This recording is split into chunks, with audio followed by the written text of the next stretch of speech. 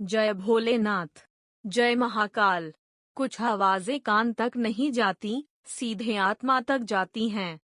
आज की यह आवाज उनके लिए है जो बाहर से सामान्य दिखते हैं, लेकिन भीतर से हर दिन कोई युद्ध लड़ रहे हैं।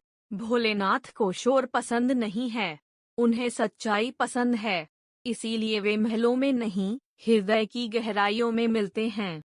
महादेव को समझना आसान नहीं, क्योंकि वे सिर्फ देव नहीं हैं, वे अनुभव हैं। जब जीवन में सब कुछ होते हुए भी कुछ अधूरा लगे, तो समझ लेना महादेव तुम्हें बुला रहे हैं। भोलेनाथ तुमसे शब्द नहीं मांगते, वे तुम्हारी भावना देखते हैं। तुम कितना थक गए हो, यह वे जानते हैं। तुमने कितनी बार खुद को संभाला है, यह वे जानते हैं। इस दुनिया में हर कोई मजबूत दिखना चाहता है, लेकिन महादेव के सामने मजबूत बनने की जरूरत नहीं होती। उनके सामने बस सच्चा होना पड़ता है।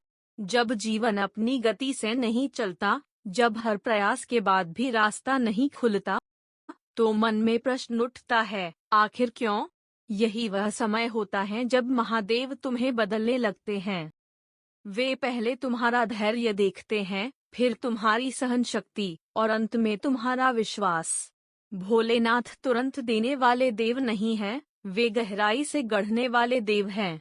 वे तुम्हें सिर्फ सफल नहीं बनाते, वे तुम्हें समझदार बनाते हैं। कभी कभी वे तुम्हारे जीवन से कुछ लोगों को हटा देते हैं, कुछ रास्तों को बंद कर देते हैं। यह दंड नहीं होता, यह सुरक्षा होती है। क्योंकि जो आगे है, वहाँ हर कोई साथ चलने लायक नहीं होता। महादेव का मार्ग सीधा नहीं होता, लेकिन सच्चा होता है। श्मशान उनका घर है, क्योंकि वे जानते हैं कि अंत का सत्य समझने वाला इंसान जीवन को डर के बिना जीता है। जब इंसान मृत्यु से डरना छोड़ देता है, तब वह वास्तव में जीना सीखता है। भोलेनाथ के गले का सांप डर का प्रतीक नहीं, डर पर नियंत्रण का प्रतीक है। उनका भस्मलिप्त शरीर यह बताता है कि अंत में सब कुछ नश्वर है। तो फिर घमंड किस बात का? जब मन भारी हो, जब उत्तर न मिले, तो प्रार्थना बदल दो। मांगना छोड़कर समर्पण सीखो। कह दो, हे महादेव, जो ठीक लगे वही कर। और यकीन मानो, उसके बाद जो भी होगा वह तुम्हारे भले के लिए होगा। महादेव तुम्हारी परीक्षा लेते हैं, लेकिन तुम्हें अकेला नहीं छोड़ते। कभी कभी उनकी सबसे बड़ी कृपा उनकी चुप्पी होती है, क्योंकि उसी चुप्पी में वे तुम्हारे भविष्य को संवार रहे होते हैं। आज अगर जीवन में संघर्ष है, तो यह संकेत है कि तुम रुके हुए नहीं हो, और जो चलता है वही आगे बढ़ता है।